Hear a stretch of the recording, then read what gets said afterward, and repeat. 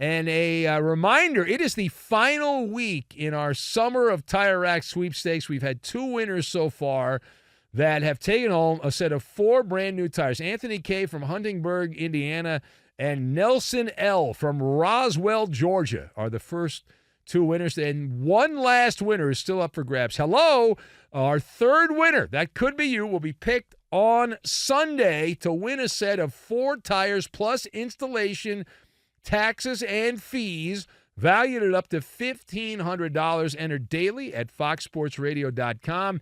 Every single day, you get a fresh new entry and an additional chance to win. And it's free to register. To enter and get rules during the final week of the sweepstakes, visit foxsportsradio.com. It's sponsored by tirerack.com, the way that tire buying should be. Well, the 49ers, panning for gold, wasted no time in dishing out the bad news that less than 24 hours after Kyle Shanahan said, we're going to rotate backup quarterbacks. We're going to wait. We're not going to name a backup quarterback. And it's a competition. Well, he had a change of heart. So if you didn't see this, maybe not. We read the 49ers have named Sam Darnold as their backup quarterback, beating out the number 3 overall pick of the 2021 collegiate draft, Trey Lance.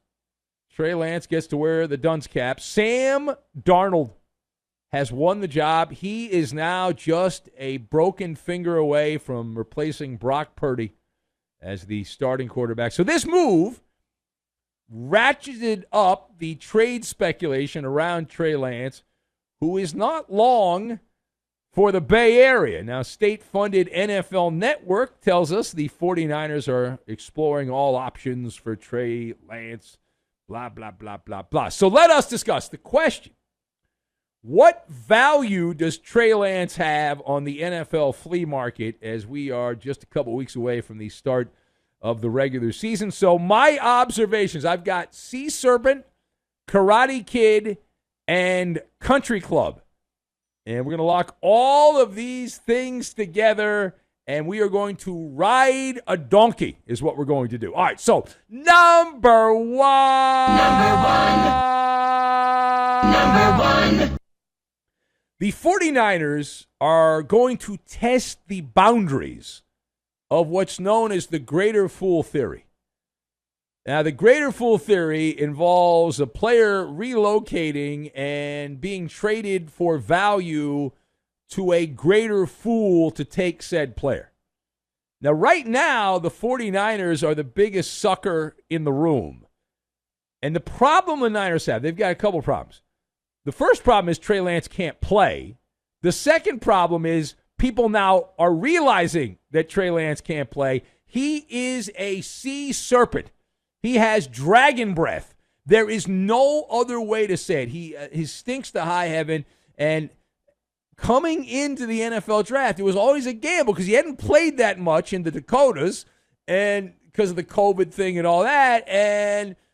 But he had all the measurables, and he was one of the cool kids, and like a rocket ship headed to the cosmos that comes crashing back down into the Gulf of Mexico, he's now got the cooties. Trey Lance has cooties. And when he has played, not very often, he has often needed a life raft. And Sam Darnold, here's the amazing part of this. Sam Darnold, when we think of Sam Darnold, we think of a guy that sees phantoms. That's what he's known for. He's also been utter garbage. But still, the 49ers picked the Ghost Whisperer instead of Trey Lance. So what could the Niners get for Trey Lance? A conditional 5th-round pick, a couple of 6th-round picks, and if you throw in some sourdough bread, you might be able to get some extra cleats thrown in the deal. So this says a lot more about Trey Lance than it does Sam Darnold, that Darnold is the backup quarterback. Now, the second part of this, there's another branch to the Niners tree here. And regardless of all the noise about a trade and all that, Kyle Shanahan said that he was, quote, really hoping that Trey Lance would remain with the 49ers. He said, quote, "This isn't a thing where we're giving up on Trey. You only get so many reps at it," Shanahan opined.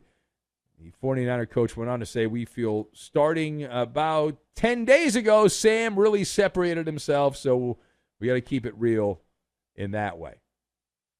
So the question here is, why is Kyle Shanahan selling that he has not given up on Trey Lance?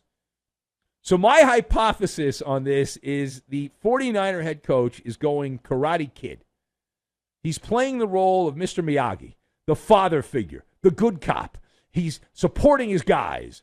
The reality is, though, that Trey Lance hit a pothole and he needs a tow truck. He failed to meet the very lofty expectations, which were in bounds. They weren't out of bounds. They were in bounds. And now things have totally flamed out. But Kyle Shanahan doesn't want to admit it because he is part of the brain trust that signed off on that transaction a couple years ago. So he's hoping to recoup some of the draft capital that was lost. Remember, San Francisco unloaded the 12th overall pick in 2021, the first and third round picks in 2022, and a first round pick in 2023 to have Trey Lance hold a clipboard and essentially have spontaneous human combustion for his career on the sidelines. That's kind of what's happening. He's up in flames at this point, right? He's kind of walking around, and it's kind of burned up, and it's the way it went. Now, final point. So we'll make a pit stop into Houston. The Texans are supposed to not only be a football team, they will be terrible. Horrible, horrible, horrible. Down in the dumps. Another developmental year for their latest rookie quarterback. So the Texans also have a rookie pass rusher, Will Anderson Jr. He's an Alabama man. And he made some headlines here. And he was talking about the differences between playing big-time college football in that bubble at Alabama and going to the NFL. And he is not all that worked up, all that worried about practice in the NFL. In fact, he says it was harder when he was in college. Yeah, and this raised a lot of eyebrows. People are like, oh, man, I can't believe that. Now, some people are saying this is clickbait. But he said it. He told our former colleague, Rich Eisen, this is a quote, "Alabama did a really good job preparing us for the next level."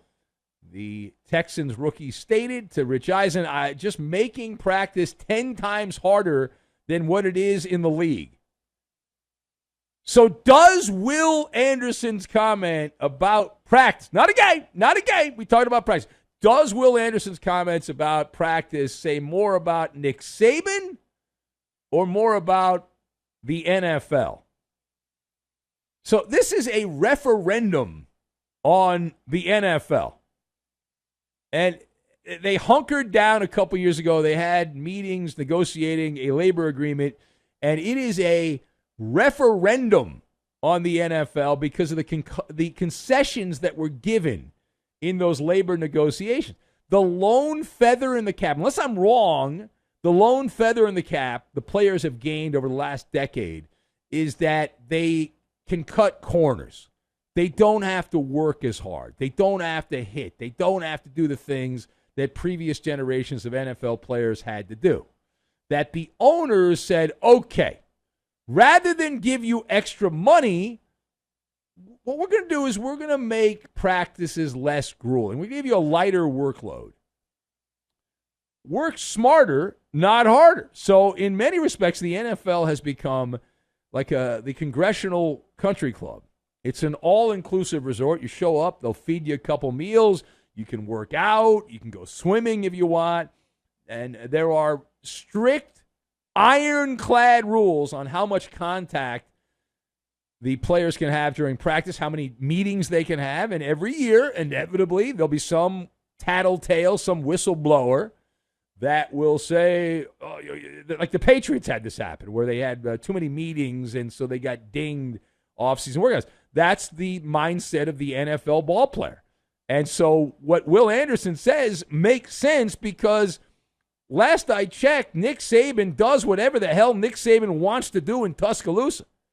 You are expected to be a worker bee, even though every single player that is a starter at Alabama, with few exceptions, was a 5-star recruit, the greatest player on their high school team.